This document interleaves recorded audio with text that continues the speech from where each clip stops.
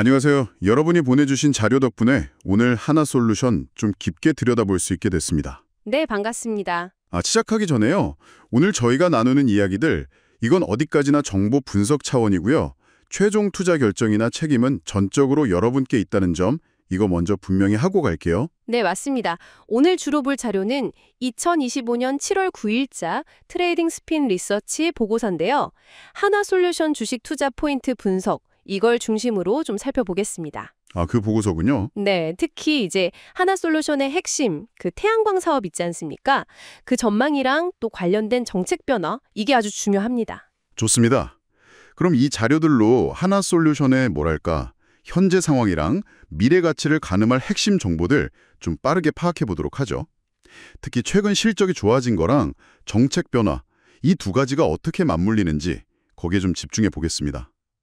바로 시작할까요? 네. 가장 먼저 짚어야 할 게 제 생각엔 하나솔루션의 사업 구조 변화예요.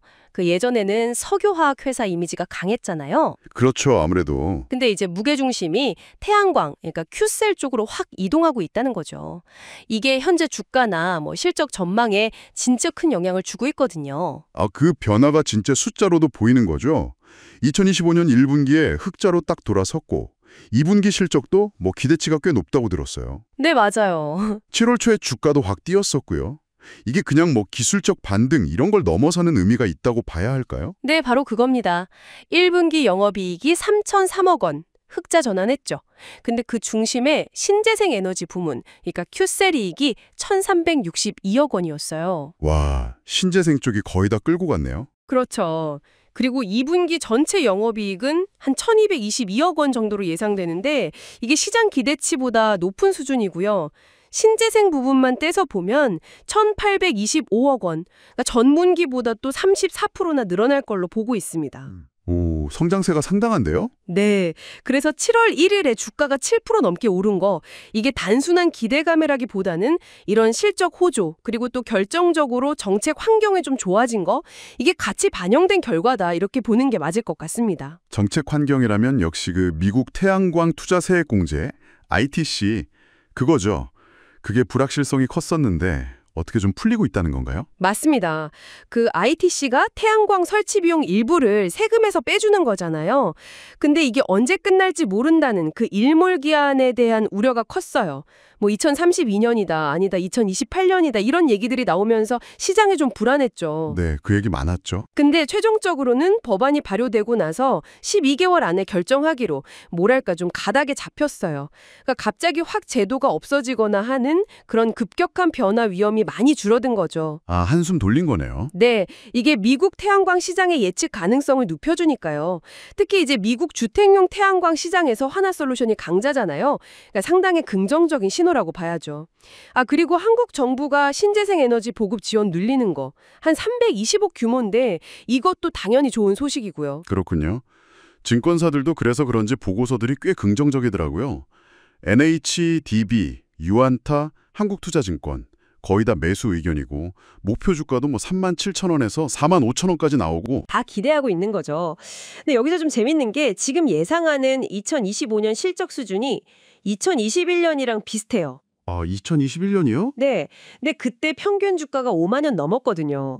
물론 과거 주가가 미래를 보장하는 건 절대 아니지만 현재 주가 수준이 어느 정도 매력적인가 이걸 좀 가늠해 볼 수 있는 비교 포인트는 되는 거죠. 그래서 밸류에이션 매력이 있다. 이런 분석이 나오는 거고요. 하긴 실적 수준은 비슷한데 주가는 더 낮으니까요. 근데 당연히 좋은 얘기만 있을 수는 없겠죠. 위험 요인, 리스크는 어떤 걸 좀 주의 깊게 봐야 할까요? 물론이죠. 리스크 없는 투자는 없으니까요. 가장 큰 변수는 역시 정책입니다. 미국이나 유럽에서 갑자기 태양광 지원 정책을 축소하거나 바꿀 가능성, 이거 항상 열어둬야 하고요. 네, 정책 리스크. 그리고 또 글로벌 경기가 안 좋아지면 기업들이 투자를 줄일 수밖에 없잖아요. 이것도 당연히 영향이 있고 원자재, 특히 폴리실리콘 가격 변동이나 환율 움직임도 실적에 바로바로 영향을 주죠. 그렇겠네요. 그리고 빼놓을 수 없는 게 아직은 좀 부진한 석유화학 부문 실적. 이것도 계속 발목을 잡을 수 있거든요. 이 부분이 얼마나 빨리 개선되느냐. 이것도 중요한 관전 포인트입니다. 그렇군요. 정리해보면 하나솔루션이 이제 확실히 태양광 중심으로 변신하면서 실적도 돌아서고 있고 국내외 정책 환경도 좀 도와주면서 중장기 성장 기대감이 커진 건 맞는데 동시에 정책 변수, 거시경제, 원자재 가격, 또 기존 사업 부진 같은 그런 잠재적인 위험 요인들도 분명히 있다는 거네요. 네, 정확합니다. 핵심을 잘 짚어주셨어요. 오늘 저희가 이렇게 분석해드린 내용은 한화솔루션이라는 기업을 이해하시는 데 좀 도움을 드리기 위한 어디까지나 참고 자료라는 점, 이걸 다시 한번 좀 강조하고 싶습니다. 네, 맞습니다. 모든 투자의 최종 판단, 그리고 그 결과에 대한 책임은 결국 투자하시는 여러분 본인에게 있다는 것 꼭 기억해 주십시오. 네, 그 점 정말 중요하죠. 그리고 오늘 저희 분석은 주로 기업의 기본적인 체력이나 전반적인 환경 변화에 초점을 맞췄잖아요. 만약에 좀 더 구체적으로 언제 사고 팔지, 그런 매매 전략 같은 거 있잖아요. 그런 트레이딩 관점의 정보가 궁금하시다면 자료에서도 언급됐던데 정우영의 진짜 유식 유튜브 채널에 매일 오전에 라이브 방송을 한다고 해요. 그거 참고해 보시는 것도 방법일 수 있겠습니다. 아마 저희 분석과는 좀 다른 관점의 정보를 얻으실 수도 있을 거예요. 네, 그것도 좋은 정보가 되겠네요. 마지막으로 뭐랄까 이런 질문 한번 던져보고 싶습니다. 한화솔루션 같은 기업의 이런 변신, 이게 단순히 한 회사의 성공 스토리일까요? 아니면 이 거대한 에너지 전환이라는 흐름 속에서 우리 모두가 마주하게 될 어떤 기회와 도전, 또 어쩌면 필연적인 변화, 이런 걸 보여주는 건 아닐까요? 여러분의 생각은 어떠신지 한번 고민해 보시는 것도 좋을 것 같습니다.